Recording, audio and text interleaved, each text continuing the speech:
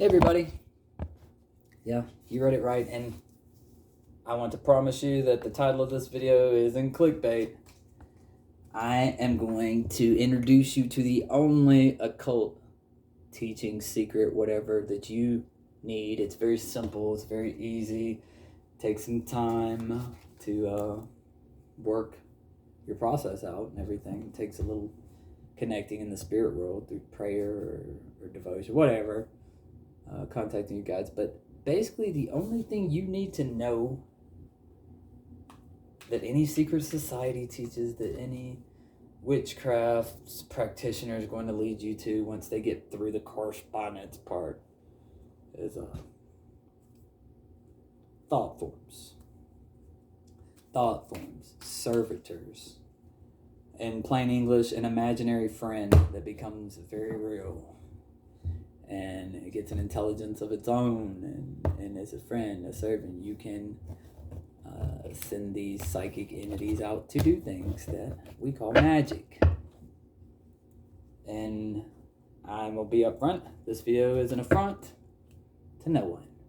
I know that there's occultists who want to keep their secret, and so they can hold the grip on the power, whatever. I'm not here to dismantle the 1%, I'm not here to support them. I'm here to help you learn the one thing you need to make your life extremely more magical and to connect you on total different realms and dimensions of existence. Quick, easy. So I don't want to rattle on and on and on.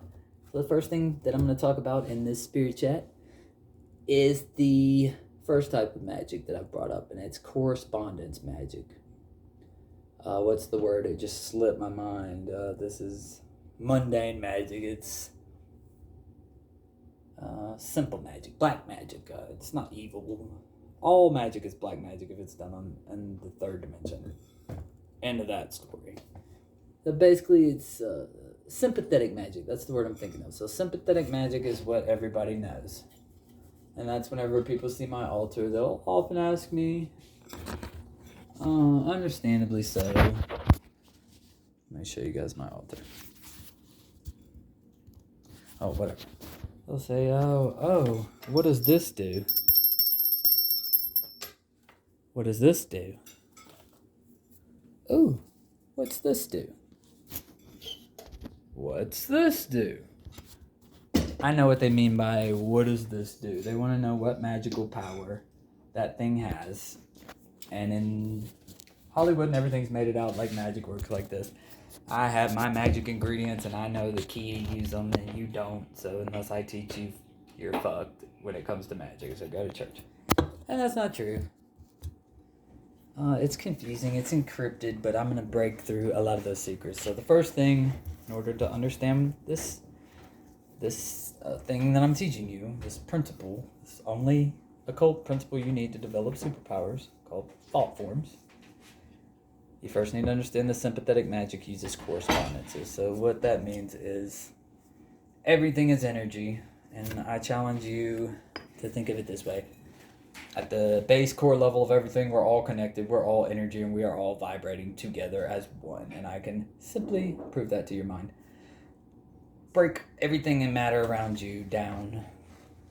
Break it all down to the smallest core you can.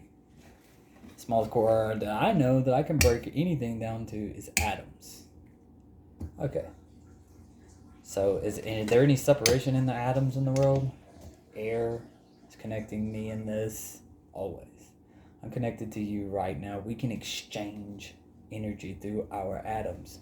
And that is done through sympathetic magic, which involves correspondences. So for a confusion, so we're at that point where you know that I can transfer through my vibrating atoms across the universe to you. And I do this with two things. I have to have a target, intent, whatever. I have to know it's you that I want to cast a spell to, an energy spell to. So the target.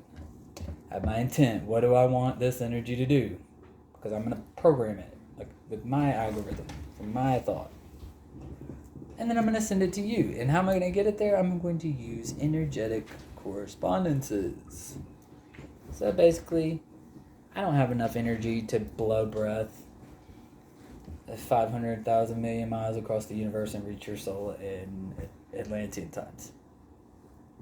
But with correspondences, not only am I relying on my own vibrating energy, now I have this very powerful correspondence. So let's say, how do you choose correspondences and add them to your workings? So let's say I want to do a money spell. So green vibrates the same as that energy that I want to attract. Green is vibrating at the same frequency. Cinnamon vibrates at that frequency. Nutmeg, cloves, all these nuts, they vibrate at the same frequency as money. Pecan trees, money tree, they vibrate at the same frequency.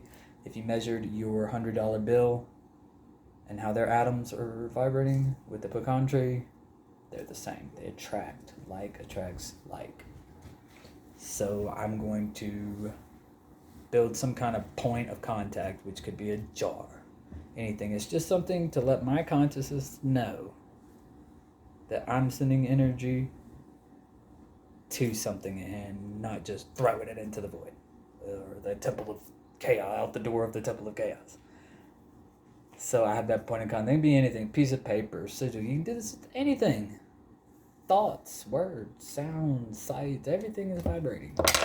Working those vibrations is witchcraft. It's all black magic. You can divide it up, but all truths are half truths, and everything in the world of magic and correspondence is polarized. So learning the 7 hermetic principles, living them and instating them in your life, boom, you're a master of witchcraft with correspondences.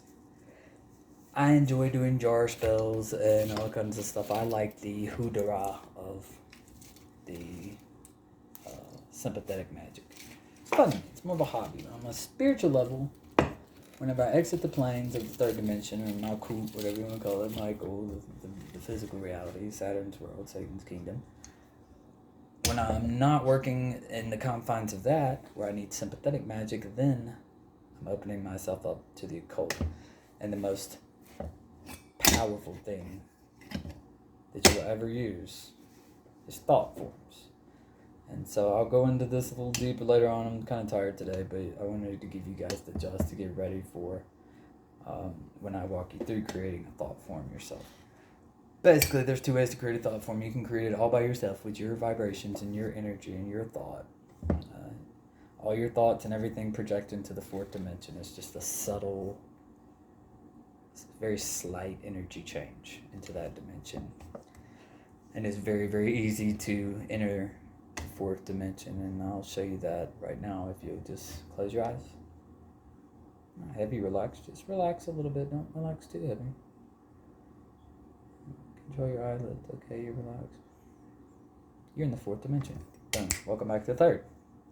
So that's where you go, and you use thought and imagination and creative imaging that your mind creates. And literally, this creates a 4th dimensional astral psychic entity that is manifest in the thought world, 4th dimension. They have a look that you give them. They have a name that you give them. You feed them with your energy from your crown, heart, and base chakras. You send them out. You tell them what to do. They go do it. They're very loyal. They come home. You give them a home. This is one of mine. Her name is Catapult, and I just created her yesterday, giving her some time to get out and explore consciousness, and then she'll come back here to eat with her crystal, and just different little things I put in there to help sympathetic and correspondences, basically. But those have nothing. It's strictly sheer thought power that creates this imaginary friend that lives in literal reality right next to us. And these thought forms, servitors, whatever you want to call them, they will be with you forever. And the way I look at it is it takes a little piece of me and I pull it apart. I separate it from myself and I give it a name and I let it live independent of me. But it costs me a little piece of my consciousness to create that being. But now it can grow and develop into its own, and it's always loyal and a huge ally and one of the best familiars. So I hope it didn't confuse anybody. I hope it get you excited to learn magic with me. Till next time, I'm out.